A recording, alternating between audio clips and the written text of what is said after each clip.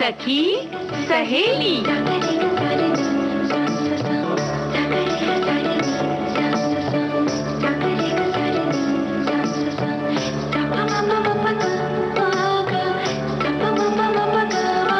सखी सहेली।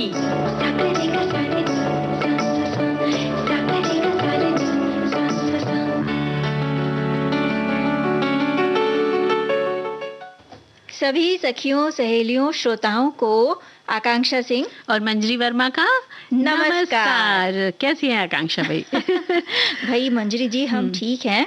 और आज तो हाँ, मतलब आज तो बड़ा अच्छे दिनों का मौसम है, दिवस भी है और साथ में घूमने का भी प्लान है और यादें भी ताजा की जाएंगी।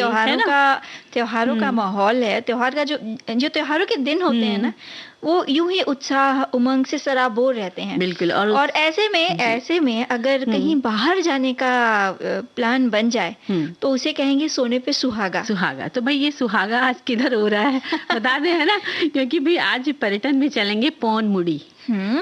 और साथ ही साथ पर्यटन पे तो चलेंगे ही, और घूमते घूमते उन दिनों को याद करेंगे। थोड़ा पीछे जाइए कि किस सवारी पर आप पहली बार बैठे थे और आपको अच्छा लगा था या आपको डर लगा था या आप एकदम उत्साहित हो गए थे। यानी कि बहुत सारी बातें होती हैं जो आपने पिछली यादों में आपकी बसी हुई हैं, तो बस उनको निकालिए, हमको बताइए। और अच्छा, यहाँ पे ये बता दें कि जो सवारियों की यादें हैं उनसे हमारा मतलब ये है कि भले वो आपने पहली बार साइकिल चलाई हो, या पहली बार आप बाहर निकलकर रेलगाड़ी की यात्रा की हो, या बैलगाड़ी पर बैठ के सफर किया हो, है ना? भाई गाड़ी तो गाड़ी होती है, चाहे रेल हो चाहे बैलगाड़ी हो, है ना? अब देखते हैं ना आकांक्षा की हमारे जो सभी सखिया और श्रोता हैं, तो उनको कितनी तरह की गाड़ियां के बारे में वो बताते हैं, है ना? अपनी यादें हमसे साझा करें। और साथ ही साथ आज अंतर्राष्ट्रीय खाद्य हानि और अपशिष्ट के प्रति जागरूकता दिवस भी है। और इसके साथ साथ विश्व हृदय दिवस भी है।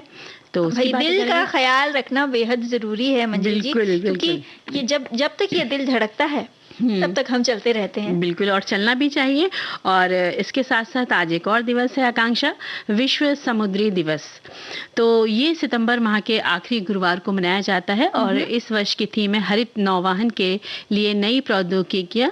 और इस वर्ष का विषय समुद्री क्षेत्र के एक स्थायी भविष्य में हरित संक्रमण का समर्थन करने की आवश्यकता को दर्शाता है। और ये विश्व समुद्री दिवस सितंबर माह के मतलब गुरुवार के दिन मनाया जाता है और साल 1978 में पहली बार इसे मनाया गया था।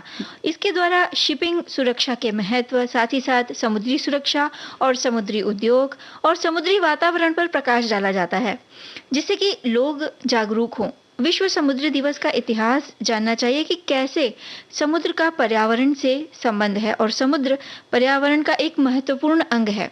जो पर्यावरण से जुड़ी जो जितनी भी गतिविधियां होती हैं उनको संभालने में एक महत्वपूर्ण भूमिका निभाता है। और आकांक्षा, वैज्ञानिकों के अनुसार वो लोग ऐसा मानते हैं कि समुद्र का जन्म लगभग 50 करोड़ से या 100 करोड़ वर्षों के बीच हुआ होगा, मतलब उनका एक अंदाजा है। और प्रशांत महासागर विश्व में सबसे बड़ा सागर है और इन समुद्रों के बीचों बीच में बहुत से ऐसे टापू होते हैं, आइलैंड बसे हुए होते हैं, जिनकी रक्षा सुरक्षा पर भी ध्यान रखा जाता है।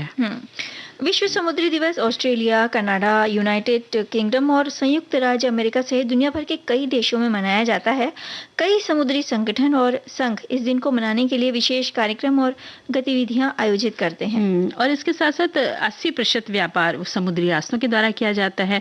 और भारत में जैसे 3 और समुद्र है, आंध्र प्रदेश, अंडमान एवं निकोबार द्वीप समूह एक है, और गोवा, गुजरात, केरल, कर्नाटक यानी महाराष्ट्र, उड़ीसा, तमिलनाडु। बिल्कुल, हमारा जो भारत देश है वो कह सकते हैं कि 3 तरफ से समुद्र से घिरा हुआ है। वैसे मंजरी जी, ये जो समुद्र है इसमें असीमित मात्रा में कई जो संसाधन है, जो प्राकृतिक संसाधन है, उसकी प्राप्ति हमें होती है। जैसे बड़ी संख्या में सीप हैं, शंख हैं, कौड़ियां हो गई, मोती, मूंगा, कई तरह के पत्थर, और वही नमक का उत्पादन भी समुद्री पानी से होता है। इसके अलावा तेल है, गैस, शैवाल, सिवार, कई तरह की मछलियाँ, झींगा, केकड़ा और अन्य जीव जंतु भी पाए जाते हैं। बिल्कुल। और एक तरह से ये कह सकते हैं हम कि ये सारे जो संसाधन हैं, इनका हम मतलब मानव उपयोग करते आ रहे हैं।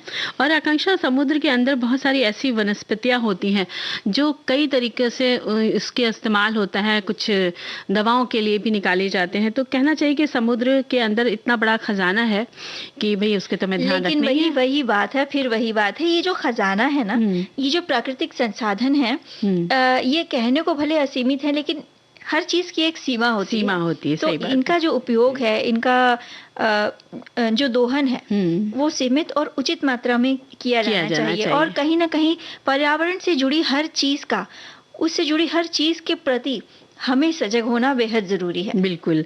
तो भाई इसके लिए समुद्र की सुरक्षा और कहते हैं स्वच्छता के ऊपर भी ध्यान देना चाहिए, है ना? तो और एक छोटी सी चीज हम ये कर सकते हैं एक आम आदमी के रूप में कि भाई जब हम जो समुद्र किनारे बीचेस पे जब हम घूमने जाएं तो वहाँ गंदगी ना करें।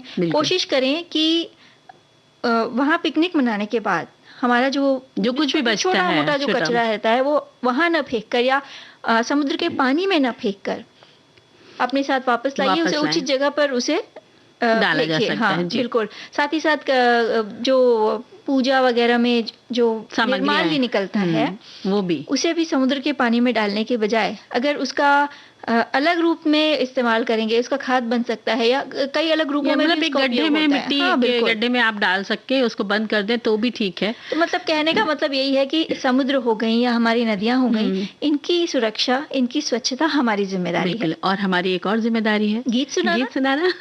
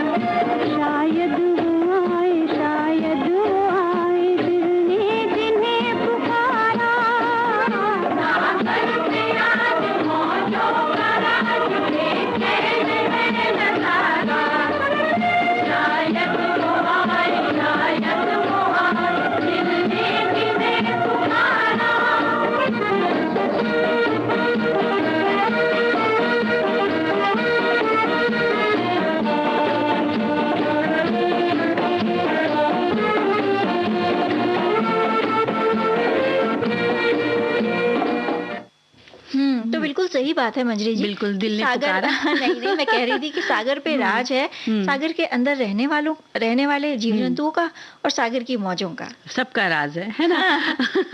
और देखो, दिल की बात करते हैं क्योंकि विश्व हृदय दिवस है, तो हमारी एक श्रोता लिखते हैं कि दिल को लाख संभाला जी फिर भी दिल मतवाला। जी हाँ, ये मतवाला है और इसे बहुत ही संभालने की जरूरत है। अच्छी दैनिक दिनचर्या, संतुलित पौष्टिक आहार, प्रफुल्ल मन से आप इसे अपने ही लिए नहीं, दूसरों के परिवार के लिए भी इसे आपको संभालना है और आपके इस धड़कते दिल से पूरे परिवार की हंसी खुशी सम्मिलित है। और बिल्कुल सही बात। जैसे कि हमारे सारे सखियां या सखा जब कमेंट भेजते हैं तो उसमें भी एक खुशी मिल जाती है दिल को, है ना? तो देखो, वैसे विश्व हृदय दिवस को मनाने की शुरुआत साल 2000 में हुई थी। पहले ये तय हुआ था कि हर साल सितंबर माह के अंतिम रविवार को मनाया जाएगा, लेकिन साल 2014 में एक तारीख निर्धारित की गई, 29 सितंबर, और तभी से 29 सितंबर को विश्व हृदय दिवस मनाया जाता है। और दिल हृदय यानी दिन रात धड़कता रहता है और ये छोटा सा दिल अपनी सुरक्षा हम सभी से चाहता है और जिससे हम एक लंबी आयु से जी सकें अच्छी तरह से। और जिस तरह से दिल की बीमारियां बढ़ रही हैं उसका कारण तनाव ही है और वहीं उच्च रक्तचाप, मधुमेह जैसी समस्याएं भी इस रोग को जन्म देती हैं। बिल्कुल सही बात। और यही चीज हमारे श्रोता भी कह रहे हैं कि लाइफस्टाइल में बदलाव के कारण लोगों को कई तरह की बीमारियां घेर रही हैं। तनाव, खान पान पर ध्यान न देना, शराब, धूम्रपान के सेवन के कारणों के चलते हृदय संबंधी बीमारियां लोगों को घेर रही हैं और साथ ही साथ अव्यवस्थित दिनचर्या के कारण ये बीमारियां किसी भी उम्र के लोगों को अपनी चपेट में ले रही हैं, चाहे युवा हो या बुजुर्ग। अब किसी भी आयु वर्ग में ये बीमारियां घर कर रही हैं। इन्हीं बातों का ख्याल रखते हुए पूरे विश्व में हृदय के प्रति जागरूकता पैदा करने और हृदय संबंधी समस्याओं से बचने के लिए विभिन्न उपायों पर प्रकाश डालने के उद्देश्य से दुनिया भर में हर साल 29 सितंबर को विश्व हृदय दिवस के रूप में मनाया जाता है। और आकांक्षा, एक संदेश और है कि हमारा दिल कभी ना कभी किसी से प्यार तो कर ही लेता है, बस फर्क इतना होता है कि अगर आपका पार्टनर सही होगा और आपसे सच्चा प्यार करता होगा तो वो आपका दिल कभी टूटने नहीं देगा। और वहीं अगर प्यार किसी गलत इंसान से हो जाता है तो वो उसका मतलब पूरा करके आपको छोड़ जाता है। कभी खुद से निराश नहीं होना चाहिए। लोग कहते हैं अपने गम को बताने से मन हल्का हो जाता है, जो अपने दर्द को बता नहीं पाते वो उसे जताते हैं। भाई, इन्होंने तो दिल से दिल वाली बात कह दी, लेकिन हम यहाँ दिल के स्वास्थ्य की बात कर रहे हैं और इसके लिए अपनी दिनचर्या, खान पान, व्यायाम का संतुलन बेहद जरूरी है। साथ ही साथ नमक या वसा युक्त भोजन कम करें, ताज़े फल लें, सब्जियां लें और अगर किसी तरह का नशा आप करते हैं तो उसे तुरंत छोड़ दें। बिल्कुल। और हृदय रोग किसी को भी हो सकता है, उम्र से उसका कोई वास्ता नहीं होता। पर्यावरण को प्रदूषण मुक्त रखने के लिए आप जागरूकता फैलाएं, जिससे कि आप जो सांस लेते हैं पेड़ पौधों से जो हमें मिलती है वो हवाएं हमारे लिए बिल्कुल, हमारा स्वास्थ्य सीधे रूप से पर्यावरण से जुड़ा है। बिल्कुल। और विश्व हृदय दिवस की स्थापना सर्वप्रथम वर्ष 1999 में वर्ल्ड हार्ट फेडरेशन ने विश्व स्वास्थ्य संगठन WHO के साथ मिलकर की थी। वैसे हर साल की जो थीम होती है वो एक अलग थीम होती है और इस साल की भी एक थीम है। बिल्कुल। और जैसे कि इस बार की थीम है कि use heart for every heart. ये हृदय रोगों के निवारण के लिए पूरे विश्व के लोगों को एकजुट करने का आह्वान करता है।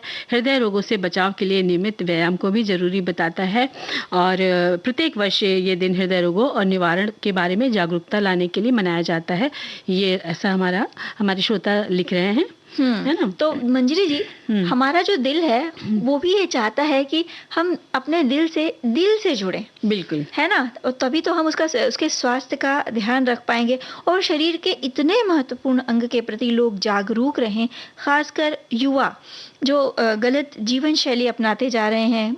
कई चीजें हैं, जंक फूड की आदत हो गई, देर से सोना, देर से उठना, देर रात तक जगना और अनेक बातें। बिल्कुल। अपने स्वास्थ्य का ध्यान न रखना, खाने पीने पर बिल्कुल कहते हैं ना, एकदम कोताही बरतना। बिल्कुल बिल्कुल। तो कहीं ना कहीं अपने दिल की सेहत के प्रति हम अगर वो गड़बड़ाती है तो हम उसके लिए खुद जिम्मेदार हैं। तो सतर्क भी रहना हमारा ही जिम्मा है। और एक संदेश और मिला है आकांक्षा, ये हृदय दिवस या हृदय का दिवस है। हल कर पाना ये मुश्किल है, करता मानव अपने मन का है, कहता है करता है ये दिल, टूटता जुड़ता मचलता बहकता न जाने कितने भाव भरे, सोचे तो गमों का सागर है या सजी हुई एक महफिल है। ऐसा हमारे एक सखा लिख रहे हैं। क्या बात है, बिल्कुल सही बात। तो ये जो दिल है छोटा सा, इसमें कई सारी चीजें चलती रहती हैं। कई बार दिल में गूंजता रहता है ना, कुछ गाना भी तो गूंजता रहता है है ना? इशारा समझ गई।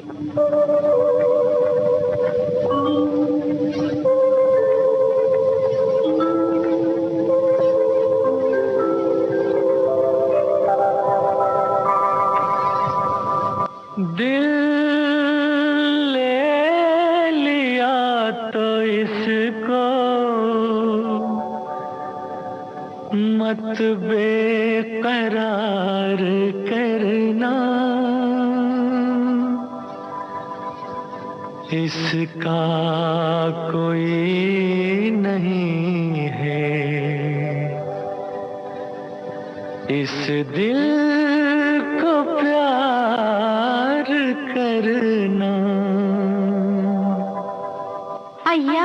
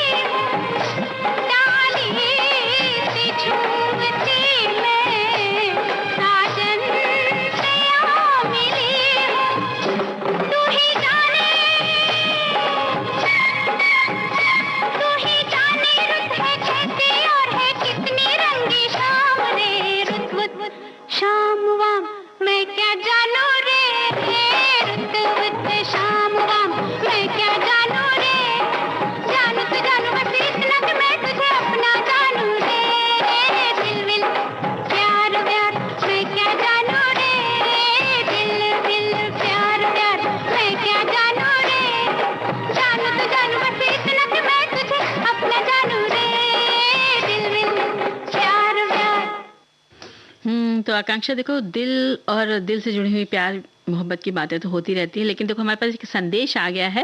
वो लिखते हैं कि अपने दिलों में लोगों के प्रति बुराई को निकालो और फिर हृदय अपने आप सही रहेगा। यानी कि अपने दिल से किसी के प्रति भी आप बुरा मत सोचें, और जब आप अच्छा सोचेंगे तो फिर आपके साथ अच्छा ही अच्छा होगा, है ना? बिल्कुल। हम सभी कहीं ना कहीं किसी ना किसी रूप में ना मंजरी जी एक दूसरे से जुड़े हुए हैं। तभी तो मानवता एक अलग रूप में निखर के आती है, उसका एक अलग रूप दिखाई देता है।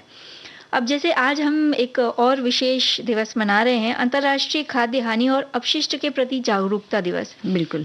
19 दिसंबर साल 2019 को संयुक्त राष्ट्र महासभा ने 29 सितंबर को यानी आज के दिन को खाद्य हानि और अपशिष्ट के प्रति जागरूकता के अंतर्राष्ट्रीय दिवस के रूप में मनाना तय किया। और तब से साल 29 सितंबर साल 2020 से ये दिवस मनाया जा रहा है। इस वर्ष इसे तीसरी बार मनाया जा रहा है। कैसे हमें भोजन सामग्री और भोजन को बर्बाद होने से बचाना है, प्रकृति का इस पृथ्वी को नष्ट होने से रोकना है, ये संपूर्ण मानव जाति का प्रयास होना चाहिए, हमारा प्रयास होना चाहिए। बिल्कुल। और इसके लिए क्या करना है कि भाई भोजन की बर्बादी बिल्कुल नहीं करनी है लोगों के लिए, और इस ग्रह पृथ्वी के लिए हमें ध्यान रखना है कि ये बर्बादी ना हो। क्योंकि हम देखते हैं कुछ प्राकृतिक कारणों से कभी अन्न खेतों में नष्ट हो जाता है, तो वहीं कभी कीट पतंगों की, जानवरों की मार झेल जाता है। भंडार जो ग्रह होते हैं उसकी कमी हो या उसकी सुरक्षा स्वच्छता की देख रेख की जो कमियां होती हैं उस वजह से भी हो जाता है, या माल को अधिक से अधिक बचा के आप जो रखते हैं या बाजार में नहीं पहुंच पाता है किसी कारणों से, या उसका मूल्य बढ़ जाता है, तो ऐसी स्थिति में भी खाद्य सामग्री जो होती है वो खराब होने लग जाती है। जी। और इसी के ये एक कारण तो है ही कच्ची खाद्य सामग्री के खराब होने का। साथ ही साथ ये भी देखा गया है कि कई बार कई बड़े बड़े होटल्स होते हैं या कहीं कोई समारोह हो, तो जो बना भोजन है वो व्यर्थ में फेंका जाता है, जो कि एक गलत बात है। हालांकि इसके प्रति लोगों में काफी जागरूकता धीरे धीरे आ रही है कि यदि भोजन बच भी रहा है तो उन लोगों तक पहुंचाया जाए जिनको इसकी जरूरत है, या और खराब होने से पहले पहुंचाया जाए, जिससे कोई व्यक्ति भूखा न सोए। बिल्कुल। और जो क्योंकि कहते हैं ना कि अन्न है तो टनाटन है, अन्न नहीं तो सनासन है। और ये भी कहते हैं कि थाली में उतना ही परोसें जितना खा सकें। क्योंकि अन्न का अपमान कहते हैं कि ईश्वर के अपमान के बराबर होता है। और साथ ही साथ अन्न उपजा, इसके पीछे इसकी मेहनत लगी होती है, उन सभी का अपमान माना जाता है। हमें तो ये आभार प्रकट करना चाहिए कि जिन्होंने मेहनत करके अन्न को उपजाया है और वो हम तक आता है, वो बड़ी बात है। बिल्कुल। ये जो प्रक्रिया है ना, खेतों में, ये जो खेतों में अन्न उगता है, वहां से लेकर बीज बोने से लेकर उस अन्न के आपकी थाली में पहुंचने तक और आप निवाले के रूप में आपके मुंह तक पहुंचने तक एक लंबी प्रक्रिया है। और उसके पीछे कितने लोगों की मेहनत है, और कई लोगों की मेहनत है। तो सोचिए, जब एक कौर भी अगर हम बर्बाद करते हैं तो कितने लोगों की मेहनत का हम कहीं ना कहीं किसी न किसी रूप में अपमान कर रहे होते हैं। और इसीलिए कहा भी जाता है कि अन्न ग्रहण करने से पहले हाथ जोड़कर आभार प्रकट करिए उसके प्रति जिसकी वजह से ये अन्न आप तक पहुंचा है। और क्योंकि ऐसा पाया गया है कि भोजन का 1/3 हिस्सा खेत से मेज तक खो जाता है या बर्बाद हो जाता है, जो प्रतिशत लगभग 1.3 बिलियन के टन के आसपास होता है।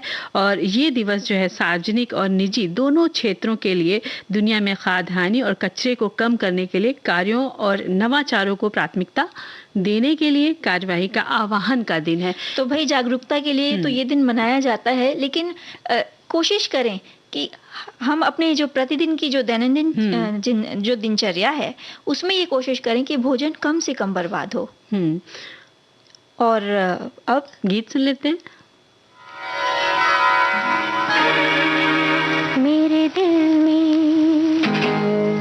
हल्की सी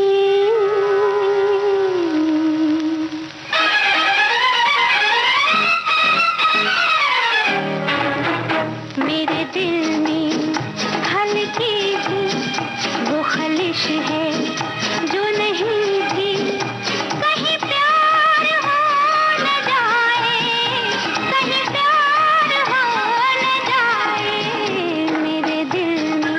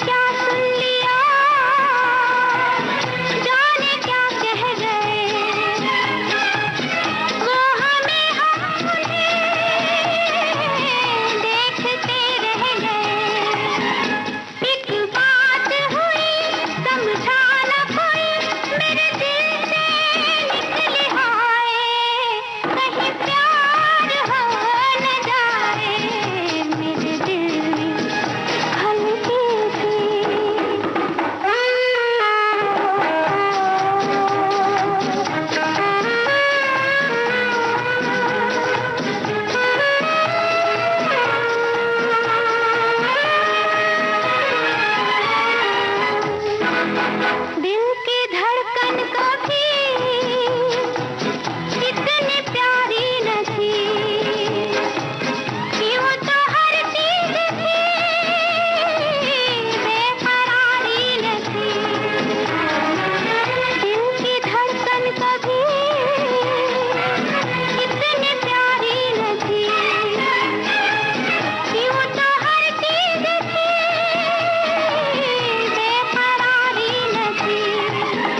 ये डर है मुझे इनकार मेरा, इकरार हो न जाए, कहीं प्यार हो न जाए।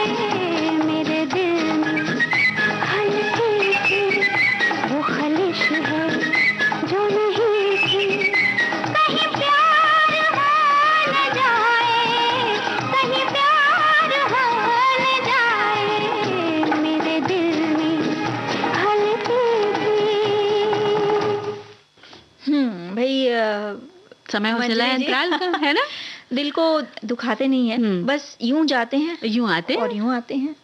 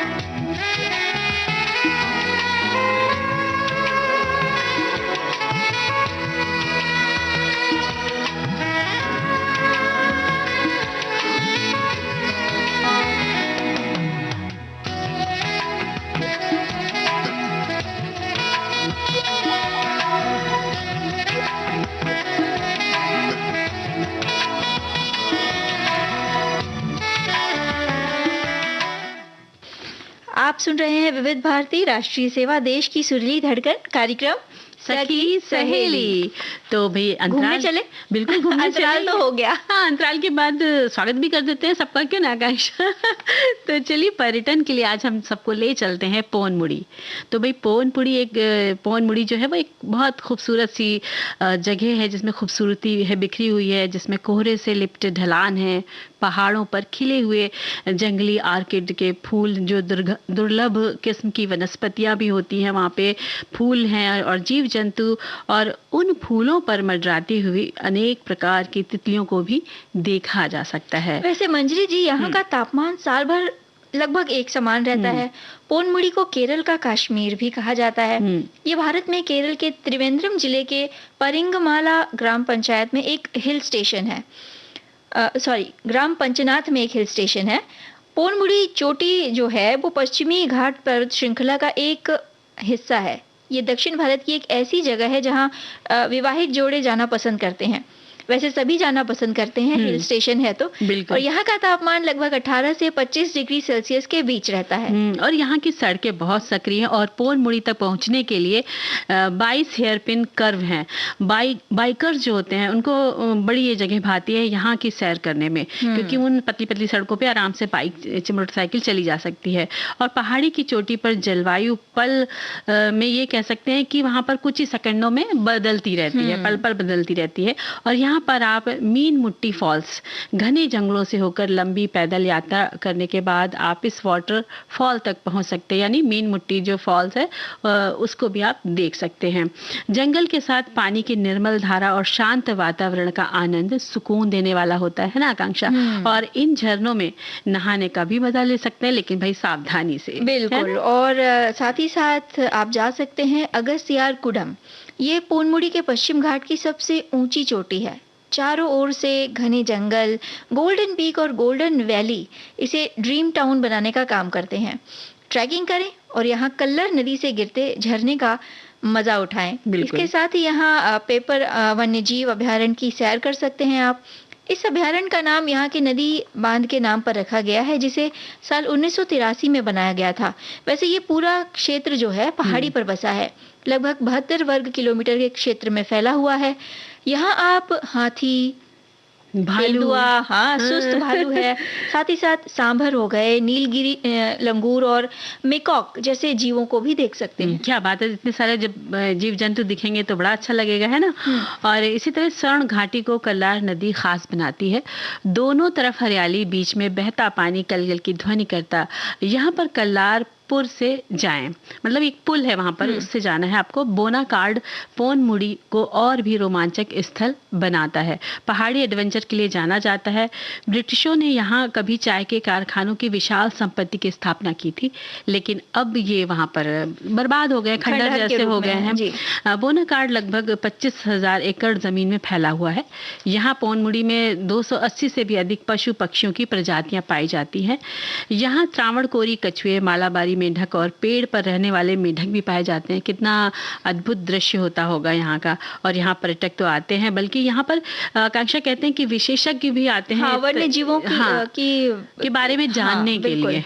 और थेनमाला जो जगह है, यहाँ रात गुजारे। रात के समय यहाँ का नज़ारा बेहद खूबसूरत होता है। पोनमुड़ी में यात्रियों को एक हिरन पार्क और चमकीले रंगों में रंगे लकड़ी और पत्थर के कॉटेज मिल सकते हैं। यहाँ के चाय बागान देखिए, हरी भरी घाटियां हैं वो बेहद लुभाती हैं। साथ ही साथ श्री कृष्ण स्वामी मंदिर भी देखने आप जा सकते हैं। बिल्कुल। और भाई यहाँ जाना कैसे जाना है, सबसे जरूरी बात है। तो यहाँ पर त्रिवेंद्रम अंतर्राष्ट्रीय हवाई अड्डा जो है वो पास में है, और रेलवे स्टेशन भी है। नेदुमनगढ़ और विथुरा इसके पास के बस अड्डे हैं। हवाई अड्डे से पोनमुड़ी हिल स्टेशन की दूरी है वो करीब 60 किलोमीटर के आसपास है। और अन्य शहरों से आप त्रिवेंद्रम आकर आगे की यात्रा पर यहाँ पर कर सकते हैं। आप यहाँ पर टैक्सी से भी जा सकते हैं। बिल्कुल। और ट्रेन से जाना है तो पोनमुड़ी हिल स्टेशन का सबसे करीबी railway station Thiruvananthapuram railway station है, लगभग 55 किलोमीटर की दूरी पर।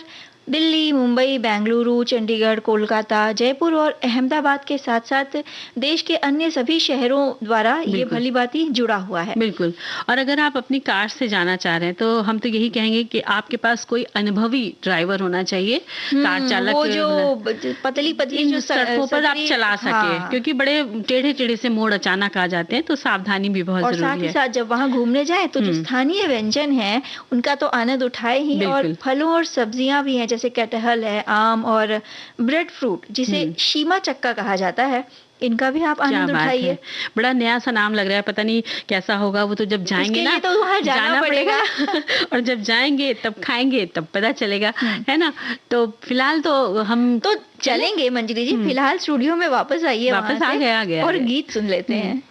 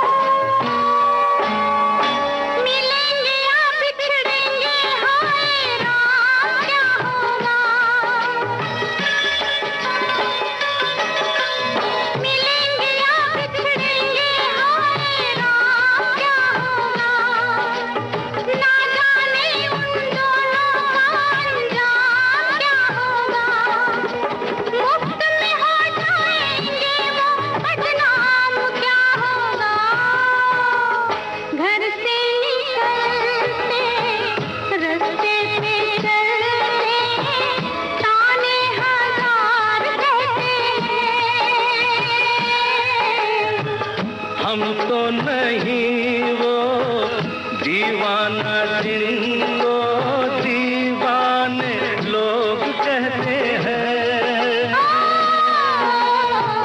गाँव में तो प्रेमी रहते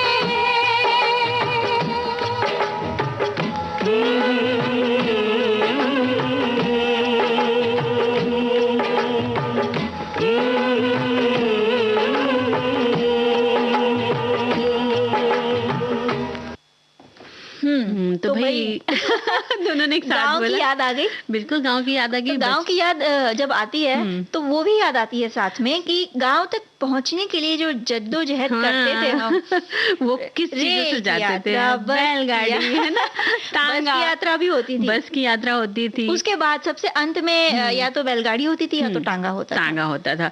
लेकिन देखो हमारे जो कमेंट्स आए हैं ना, तो उसमें देखो उन दिनों की याद करते हैं। बचपन के वो दिन आ गए जब हम गांव या नानी के घर जाया करते थे। तब छोटी लाइन की ट्रेन से ही जाते थे। वहां से गांव तक पहुंचने के लिए ऑटो या साइकिल रिक्शा नहीं रहता था। तब या तो हमें टमटम, इक्का, तांगा या बैलगाड़ी से ही जाना होता था नाना के गांव। ट्रेन से उतरने के बाद इक्का से जाते थे, पर बाबा के घर जाने के लिए हमें बैलगाड़ी का उपयोग करना पड़ता था, क्योंकि उस समय सड़कें जो थी वो पक्की नहीं थी। शुरू शुरू में तो बहुत अच्छा लगता था, बैठने पर हौले हौले हिचकोले खाते बैलगाड़ी जाती थी। 2 घंटे के रास्ते 4 घंटे में होते थे। ऊपर से चादर तान कर, छांव कर, नीचे चादर बिछाकर बहुत सारा जगह बन जाता था। इसमें हम आराम से सो भी जाते थे। हमें तो बड़ा मजा आता था, पर माँ गांव पहुंचते पहुंचते चिढ़ जाती थी क्योंकि थकावट बहुत होती थी।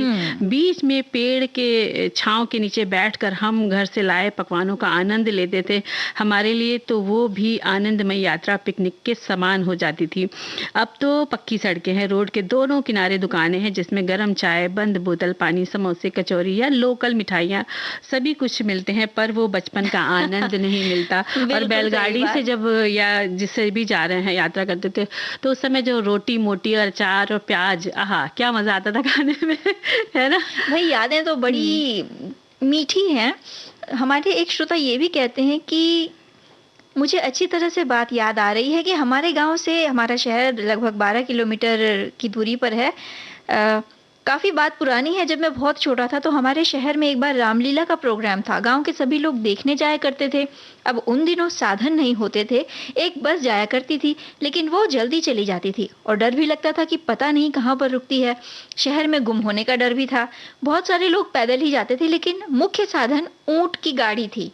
मेरी माँ और मैं, मोहल्ले की 6-7 सवारियां थीं। शाम को करीब 4 बजे हम सभी ऊँट गाड़ी में बैठकर रामलीला देखने गए थे। जब पहुंचे तब रामलीला शुरू हो गई थी। रात को पहली बार ऐसा प्रोग्राम देखा तो मैंने जब हनुमान जी और सीता को देखा तो मुझे लगा कि ये सचमुच ही हनुमान जी है। उन दिनों ये पता नहीं होता था कि ये नाटक और रामलीला है, तो ये बात हमेशा ही याद रहती है। बिल्कुल। और एक कमेंट और है भाई, कि बातें तो हम ये जो बचपन की छोटी छोटी मीठी मीठी बातें होती है ना मंजरी जी, ये कई मतलब ताउम्र हमारे साथ चलती रहती हैं। और जब सवारियों की बात आती है तो रेलगाड़ी को कैसे भुलाया जा सकता है? बिल्कुल। और मुझे रेलगाड़ी की सवारी करना बहुत पसंद है। अच्छा, ये हमारे श्रोता कह रहे हैं। कहीं दूर जाने की बात हो तो सबसे पहला ख्याल रेल का ही आता है। निसंदेह रेल से यात्रा करना काफी आरामदायक और सुविधाजनक होता है। दूरस्थ स्थानों के लिए सर्वोत्तम साधन है। बिल्कुल सही बात, सर्वोत्तम साधन है। और इसीलिए शायद हम बचपन में यात्रा नहीं भी कर रहे होते थे तो घर के आंगन में ही रेल जरूर चला रहे होते थे। बिल्कुल। आओ बच्चों खेल दिखाएं, छुक छुक करती रेल चलाएं, सीटी देकर सीट पे बैठो, एक दूजे की पीठ पे बैठो, आगे पीछे पीछे आगे, लाइन से लेकिन कोई ना भागे, सारी सीधी लाइन में चलना, आंखें दोनों नीचे रखना, बंद आंखों से देखा जाए, आंख खुले तो कुछ ना पाए। आओ बच्चों रेल चलाएं। सुनो रे बच्चों, टिकट कटाओ, तुम लोग नहीं आओगे तो रेलगाड़ी छूट जाएगी।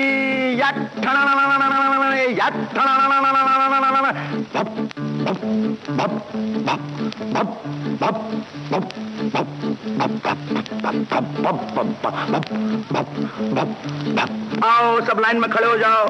मुन्नी तुम इंजन, डब्बू तुम कोयले का डिब्बा, चुन्नू मुन्नू लीला शीला मोहन सोहन जादो माधो, सब पैसेंजर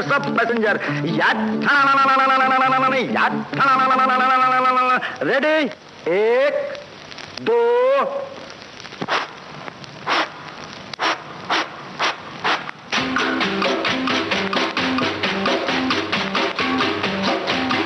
रेलगाड़ी रेलगाड़ी रेलगाड़ी रेलगाड़ी छुक छुक छुक छुक छुक छुक छुक बीच वाले स्टेशन बोले रुक रुक रुक रुक रुक रुक रुक रुक धड़क धड़क लोहे की सड़क धड़क धड़क लोहे की सड़क यहाँ से वहाँ वहाँ से यहाँ से वहाँ से वहाँ फुलाए छाती पार कर जाती बालू रेत आलू के खेत बाजरा धान बुड्ढा किसान हरा मैदान मंदिर मकान चाय की दुकान पुल पग डंडी टीले पे झंडी पानी का कुंड पंछी का झुंड झोपड़ी झाड़ी खेती बाड़ी बादल धुआं मोट कुआं कुएं के पीछे बाग बगीचे धोबी का घाट मंगल की हाट गांव में मेला भीड़ झमेला टूटी दीवार टट्टू सवार रेलगाड़ी रेलगाड़ी बीच वाले स्टेशन बोले रुक रुक रुक रुक रुक रुक रुक रुक धर्मपुर धर्मपुर धर्मपुर धर्मपुर मैंगलोर बैंगलोर बैंगलोर मैंगलोर मांडवा खांडवा खांडवा मांडवा रायपुर जयपुर जयपुर रायपुर तलेगांव मालेगांव मालेगांव तलेगांव नेल्लूर वेल्लूर वेल्लूर नेल्लूर सोलापुर कोल्हापुर कोल्हापुर सोलापुर कुप्पल डिंडिगल डिंडिगल कुप्पल मछलीपट्टनम दिमलीपट्टनम दिमलीपट्टनम मछलीपट्टनम उंगोल निर्दिगोल उंगोल गोरेगांव गोरेगांव गोरेगांव गोरेगांव अहमदाबाद अहमदाबाद अहमदाबाद अहमदाबाद शोधनूर कोतनूर शोधनूर कोतनूर बीच वाले स्टेशन बोले रुक रुक रुक रुक रुक रुक रुक धड़क धड़क धड़क धड़क धड़क धड़क सड़क यहाँ से वहाँ से यहाँ से वहाँ से यहाँ झुक झुक झुक झुक झुक झुक झुक झुक झुक तो झुक झुक झुक झुक झुक झुक झुक झुक गाड़ी पहुंच रही है अपने स्टेशन पे। और गाड़ी की जब आवाज होती ना छुक छुक छुक तो हम लोग बचपन में बोलते थे अब्बे पहुंची कब्बे पहुंची रात में पहुंची दिन में पहुंची ऐसे कहते और थे। जब वो खिड़की से झांकने का शौक तो होता ही था भाई। कोयले वाले इंजन होते थे। जब तक हम लोग स्टेशन अपने गंतव्य पे उतरते थे तो मुंह और बाल और हाथ पैर पूरे एकदम कह सकते हैं ना काले कुट हो जाते थे। कण भी आंख में जाते थे तो मल रहे बैठे। तो देखो भाई आज भी वो बहुत दिन याद आते हैं जब एक स्थान से दूसरे स्थान जाने के लिए संसाधन बहुत ही कम थे। हम लोगों के यहाँ तो 3 पहिए वाला ठेला बैलगाड़ी और ज्यादा दूरी के लिए ट्रेन या फिर लोग 10-20 किलोमीटर का सफर पैदल ही चलकर आते जाते थे। 5 से 8 किलोमीटर का सफर हमने भी किया है। मेरी एक बुआ जी थी, वहां जाने के लिए किसी भी प्रकार का साधन ना था, सिर्फ पैदल बीच में एक नदी और फिर पैदल। मुझे शौक लगा जाने का, चल दिए फिर हम भी। वैसे बैलगाड़ी में बैठने का अनुभव भी बहुत ही अच्छा है। चुर-मुर की आवाज आज भी कानों में मीठा एहसास कराती है। और आकांक्षा बैलगाड़ी में कहीं भी जाना होता है तो जो क्या कहते हैं गेहूं की जो डंडियां होती है ना, प्याल उसको बोलते हैं ना, वो वहां पे बिछा ली जाते थे। उसके ऊपर गद्दा, उसके ऊपर हम सारे बच्चे और फिर वो जाते स्नान करने जाते थे नदी। तो उसका भी बड़ा मजा था। क्या बात है। तो वो दिन याद करो जो छुक छुक में जाना, ट्रेन में बैठकर मुस्कुराना, काला धुआं देखकर घबराना। बचपन में पहली बार अपने पिताजी के साथ रेल सफर किया था, तब ऐसा ही कुछ महसूस किया था हमारे श्रोता ने। क्या बात है। और देखो ना, जो हमने भी बात करी वो हमारे श्रोता ने लिखी थी, है ना आकांक्षा। और एक और बात है ये भेजी हमारे श्रोताओं ने कि मुझे याद है जब छोटे थे लखनऊ में रहते थे हम लोग, सभी रिश्तेदार भी आसपास कानपुर, इलाहाबाद, बनारस वगैरह में रहते थे। आना जाना भी बहुत था, पर बस होता ये था कि गाड़ी उठाई और चल दिए। एम्बेसडर कार होती थी, भी बड़ी होती थी। सारे रास्ते अंताक्षरी, गाने, चुटकुले, पहेलियों का सिलसिला जारी रहता था। पहली बार रेल में बैठी तब जब कलकत्ता शादी करने आई थी, तब से जो रेल यात्रा चालू हुई बरसों बरस चली। अब कई बार हवाई जहाज में भी हो जाती। पहली बार रेल में बैठने की खुशी बहुत थी, पर वो भी 20 घंटा लेट पहुंचाई। तो ऐसी चीजें अनुभव तो होते ही। देखो भाई जो सबसे मीठी याद है ना, जब पहली बार हम बैलगाड़ी में बैठे थे, एक उत्सुकता थी कि देखें ये चलेगी कैसे। बिल्कुल। और चलाने की ज्यादा मतलब हाँकने की कहते हैं ना उत्सुकता ज्यादा थी। तो गाड़ी वाहन से हमने कहा कि हम चलाएंगे। और कभी ये भी होता था कि अब चलते चलते बैलों का मूड खराब जाता था तो वो अड़ जाते थे कि नहीं चलेंगे। तो बस वही हुआ ही था कि भैया वो बैलों ने देखा कि ये तो कोई और है कुर्सी पर, तो बस अड़ गए, हम नहीं चलेंगे। गाड़ी वाले ने कहा भैया आपसे नहीं होगा, लाइए हमारे बैल हैं, हम ही हाकेंगे।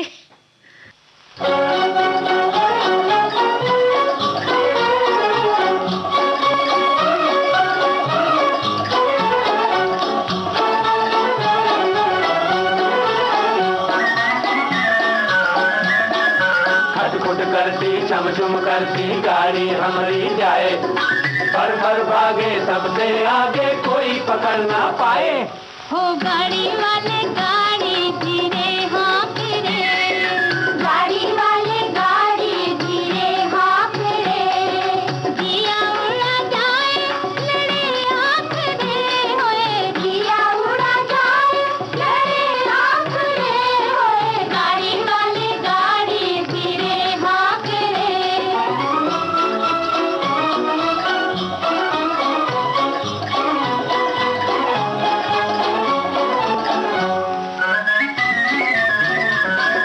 दिखाए हिचकोले गाड़ी ले चल होले होले, गाड़ी ले चल होले होले, गाड़ी ले चल होले होले। ओ बिल्लिया मोरी गिर गिर जाए नथनी हाले डोले, मोरी नथनी हाले डोले।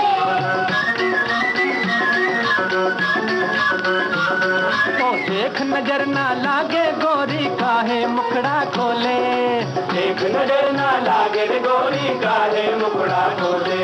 ओ नैनों वाले घूंघट से ना झांक रे होए, गाड़ी वाले गाड़ी धीरे हाँक रे, ओ नैनों वाली घूंघट से ना झांक रे।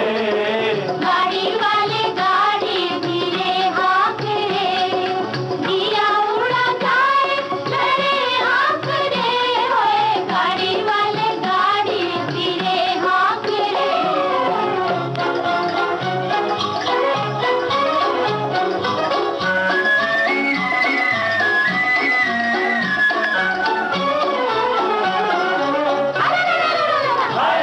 मोरी लाल चुनरिया उड़ गई रे, मोरी गजरे की डटिया गिर गई, हवा में उड़ गई मोरी चुनरिया, मिल गई तो से अखियाँ, बलमा मिल गई तो से अखियाँ, बलमा मिल गई तो से अखियाँ।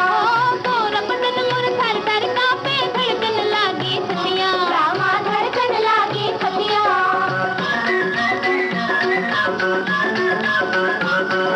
तो अलबेली बीच डगरिया ना कर ऐसी बतियां, तो अलबेली बीच डगरिया ना कर ऐसी बतियां।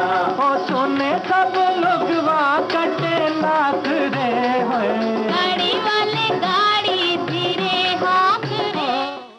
मैं आकांक्षा, तांगे की बात कैसे रह जाए, भाई तांगा भी तो सवारी हुआ करती थी, साइकिल सवारी हुआ करती थी। तो तांगे का एक बड़े मजेदार किस्सा है कि एक बार एक शहर में एग्जीबिशन लगी थी, नुमाइश लगी थी, देखने जा रहे थे, तो उसमें उसी घर की जो प्रसिद्ध घर था वहाँ की एक कन्या बैठी हुई थी, मतलब बहन बैठी हुई थी। तो उनका नाम जोर जोर से पुकारने लगे, सब लोग मजाक करने लगे कि भाई ये बैठी हैं तांगे पे, आज यहाँ जा रही है, पढ़ती हैं इस स्कूल में। तो वो बेचारी शर्मा गई, बोली नहीं नहीं, अपना मुंह छुपा लिया दुपट्टे में कि लोग पहचान ना जाए कि हम इस घर के ऐसे लोग जा रहे हैं। हाँ। तो ये भी तांगे का एक बड़ा मजेदार किस्सा था कि उनको बैठना बड़ा भारी पड़ रहा था। और इस तरह बहुत सारी यादें जुड़ी होती हैं तांगे की। भाई मंजरी जी, मुझे वो किस्सा नहीं भूलता जब पहली बार हमने नाव की सवारी की थी। छोटे छोटे तो थे ही, कुछ नई चीज थी हमारे लिए नाव में बैठना। तो जो नाव चला रहे थे, नाविक जो थे, उन्होंने कहा कि एक बैलेंस बनाते हुए सभी लोग बैठेंगे, ठीक है। और हम थोड़े शरारती थे, इधर उधर होने लगे, इधर उधर उछल कूद मचाई थी हमने। तो गंगा नदी में नाव चल रही थी, तब नहीं, अभी भी शरारती है। तो हुआ ये कि हमें बड़ी उत्सुकता थी, नीचे झुक झुक के पानी छूना था हमें, है ना, और देखना था कि भाई क्योंकि नई चीज थी, तो बच्चों में तो एक ये उत्सुकता तो रहती ही है, बालपन। तो जैसे ही झुके, बस नाव थोड़ी सी नाव लगी डगमगाने। तो पापा ने जोर से डांट दिया कि ठीक से बैठो। उन्होंने कहा है कि ठीक से बैठने के लिए, तभी तुम, और ये जो पलट गई तो उस समय भी मेरे दिमाग में, मतलब मैंने बोल ही दिया कि इतने भारी थोड़ी है हम, हल्के से तो है, कैसे पलट जाएगी। और ऐसे साइकिल का भी एक मजेदार किस्सा है कि साइकिल पर एक सखी थी हमारी, मतलब पड़ोस में रहती थी, तो वो साइकिल सीखना उन्होंने शुरू किया था, उन्हें उतरना नहीं आता था। तो जैसे ही वो साइकिल चलाने लगी, गोले से पूरे पार्क में चला रही थी, तब तक कुछ लोग आके खड़े हो गए उनके परिवार के।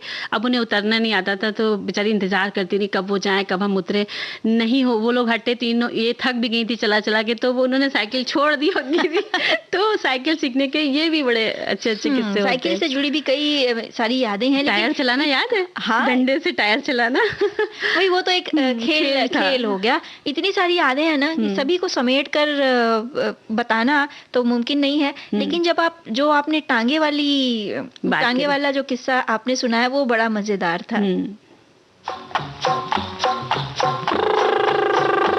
जरा बच के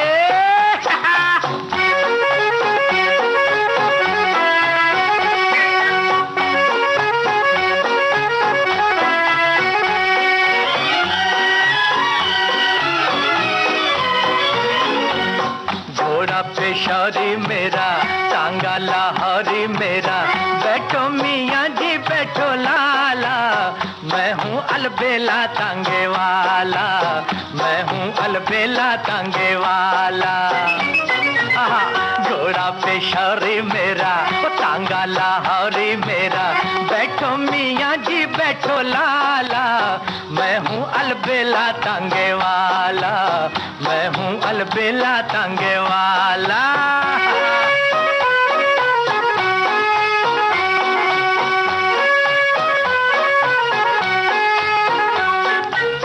टांगे थकेंगी यारो टांगे में आओ, तो बैठो बादशाह किथे चले, टांगे थकेंगी यारो टांगे में आओ, गर्मी बड़ी है प्यारो पैदल ना जाओ, होगा गुलाबी रंग काला, गुलाबी रंग काला, मैं हूँ अलबेला टांगे वाला, मैं हूँ अलबेला टांगे वाला।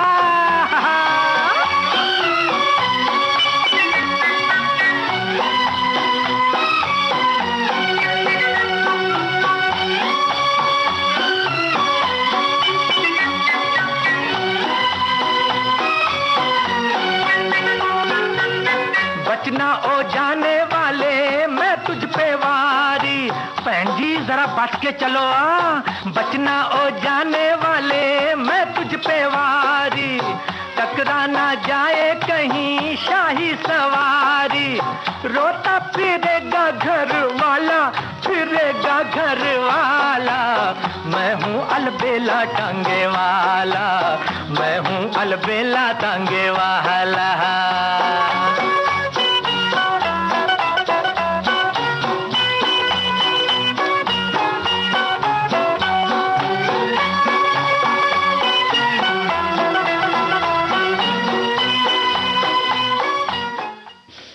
तो भाई टांगे की सवारी तो हो गई मंजी जी, और भी जो सवारियां हैं फिर किसी दिन उनकी सवारी की जाएगी, क्योंकि समय जो कह रहा है कि अब अपनी सवारी पकड़िए, निकल लीजिए और निकल लीजिए। तो सभी को मंजी वर्मा और आकांक्षा सिंह का नमस्कार।